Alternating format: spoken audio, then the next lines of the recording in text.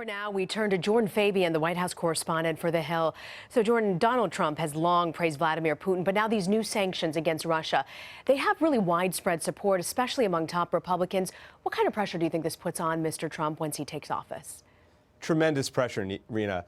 He is going to face a lot of pressure to keep in place what President Obama just enacted.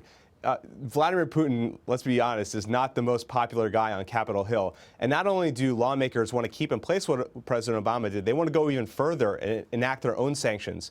So it's very possible that Donald Trump could face a veto-proof majority if he wanted to reverse what those lawmakers did. And that would be a very embarrassing prospect for him early in his administration if he goes up against members of Congress and loses. I want to ask you about the cyber attack on the Vermont utility company. There's alleged Russian malware that was found on a laptop. And we should, again, point out that it wasn't connected directly to the grid, the power grid, but it has raised concerns about whether Russia could possibly attack the U.S. power grid. What are the possible political ramifications here?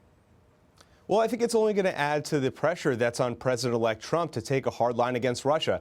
You could see easily lawmakers launching an investigation into these possible interests that Russia has in hacking the U.S. power grid, hearings, investigations, things like this coming out in his administration. And I think President Trump, when he takes office, is going to face pressure from people like John McCain, Mitch McConnell, Paul Ryan to take that seriously and respond forcefully.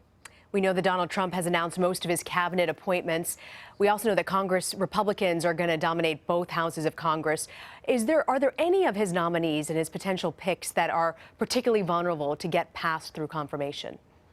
Well, I think his pick for Secretary of State, Rex Tillerson, is going to face an extremely difficult confirmation battle in the Senate.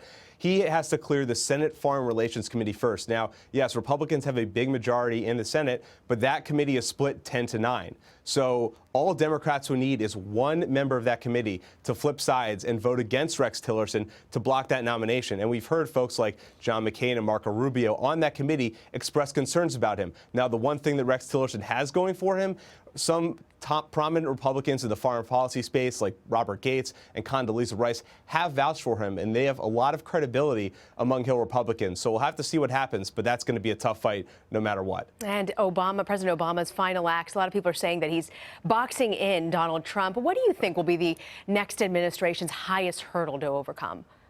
Well, I think it's something we haven't talked about yet, and that's Obamacare, a domestic issue, obviously one of President Obama's top achievements, and something that, quite honestly, would be easy for Hill Republicans to repeal, and that's something they want to do relatively quickly. The hard part is finding a replacement. They haven't been able to figure that out over the 6 years or so since it passed, and I think there's some differing views between Donald Trump and members of Congress among what to replace it with. So that's going to be very difficult for him to deal with. It's a political problem to take away health insurance from 20 million people and then not come up with a solution to fix that. So that's going to be something to watch in the first 100 days of Donald Trump's presidency. Jordan Fabian with The Hill. Good of you to join us on New Year's. Thanks again. Thanks.